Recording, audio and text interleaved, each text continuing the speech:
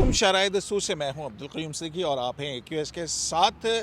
आज दो बड़ी ख़बरें हैं। एक तो ये है कि पाकिस्तान तहरीक इंसाफ की एक और आइनी दरख्वास्त पर जो कि इलेक्शन कमीशन का 8 अक्टूबर का फ़ैसला है उसको कलअदम करार दिलाने के लिए जो दरख्वास्त थी वो सुप्रीम कोर्ट ने टेकअप कर ली और फ़ौरन ही 5 रुकनी लार्जर बेंच बना दिया। बेंच था chief justice Pakistan justice Umar Ata Bandial, justice Ijazul Hasan, justice Munib Akhtar, justice Jamal Mandokhail और जस्टिस अमीनुद्दीन खान।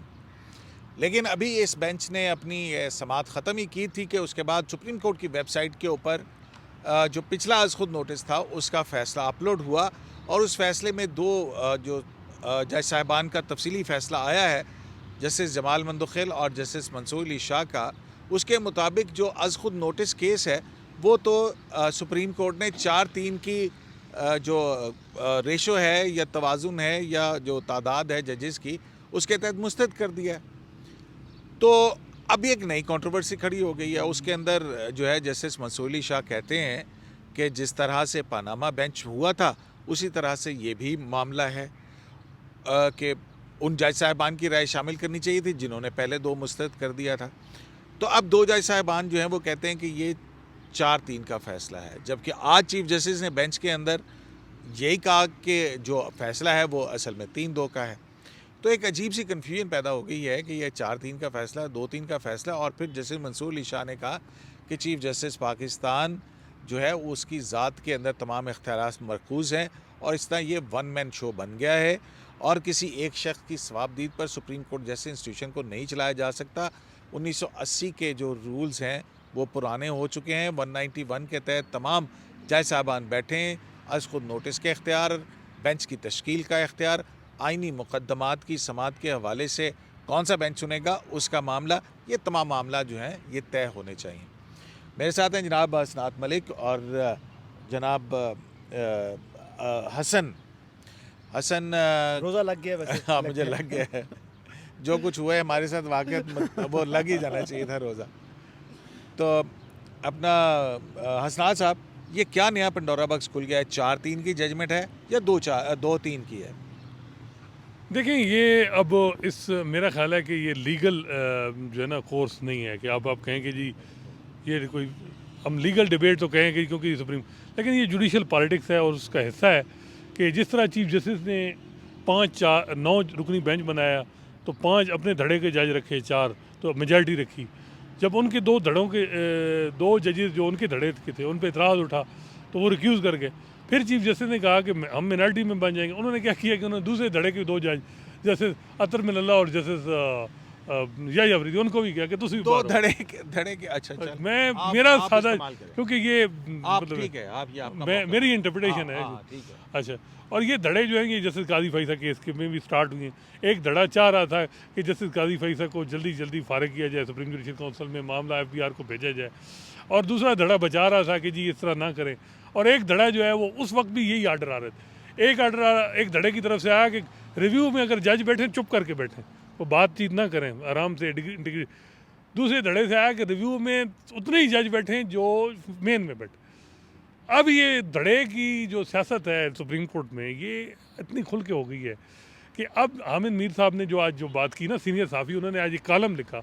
उन्होंने कहा कि ये रूल ऑफ लॉ की लड़ाई नहीं है।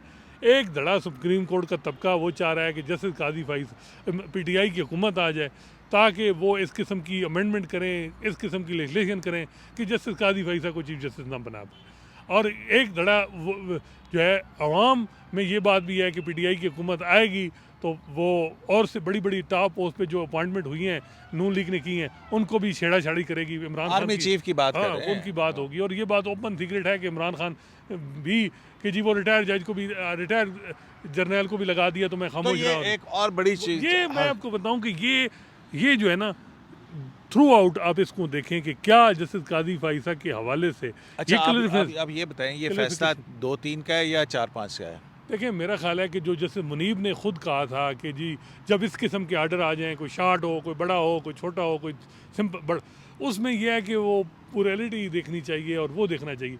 उसमें आप देखें ना कि 2 जजेस जस्टिस अतर मिनल्ला और जस्टिस याहिया वो पहले ही कह चुके हैं कि ये सो मोटो मेंटेनेबल नहीं है, मामला हाई कोर्ट में पेंडिंग है। यही बात जस्टिस मंसूर और जस्टिस जमाल ने की है।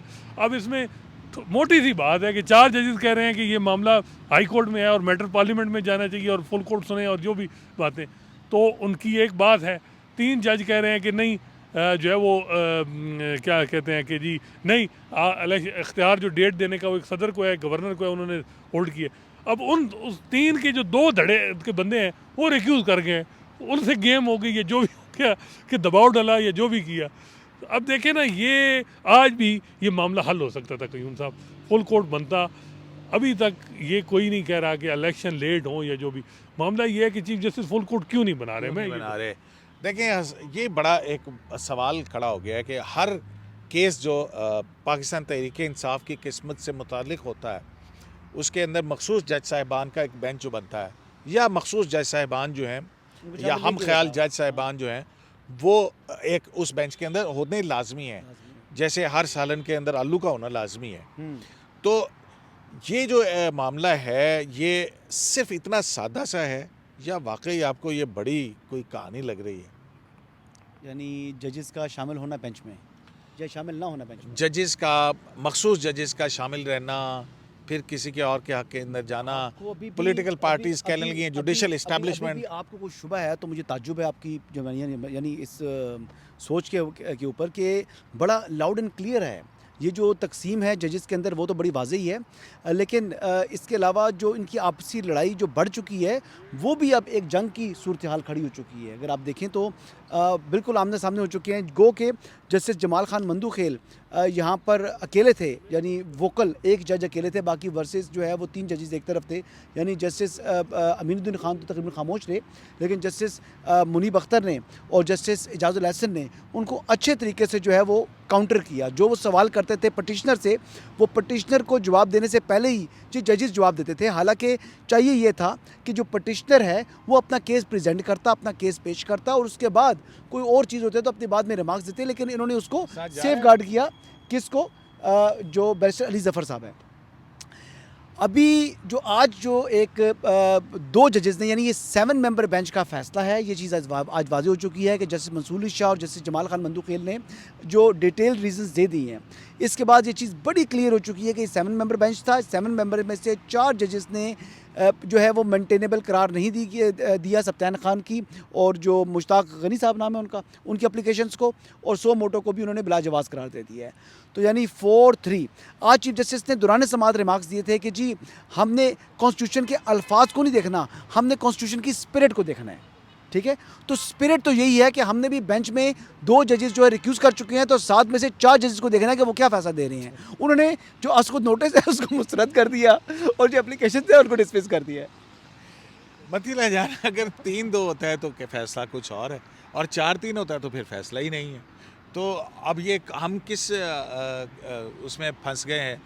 आज भी चीफ जस्टिस जो हैं वो जब समाअत कर रहे थे तो उन्होंने कहा कि ये तो, जब जस्टिस जमाल मंदूखेल ने पूछा कि जनाब आप कौन से फ़ैसले पर अमल दरामद का कह रहे हैं, तो ये तो फिर कोई फ़ैसला ही नहीं है जिस पर अमल दरामद के लिए PTI सुप्रीम कोर्ट में और 5 जज साहिबान वो सुन रहे हैं। देखें कयूम सिद्दीकी, मेरे ख्याल में इसका बेहतरीन हल ये है कि मामला फुल कोर्ट में जाए। और ये कैसे जाएगा?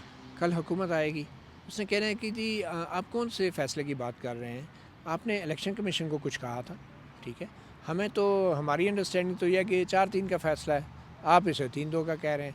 अच्छा, अब ये कौन फ़ैसला करेगा कि ये 4-3 का या 3-2 का? Supreme court. अब ये फ़ैसला भी सुप्रीम कोर्ट करेगी और अब उस फैसले के लिए बेंच कौन बनाएगा? वो बेंच भी चीफ जस्टिस उमर अता बंदयाल बनाएंगे।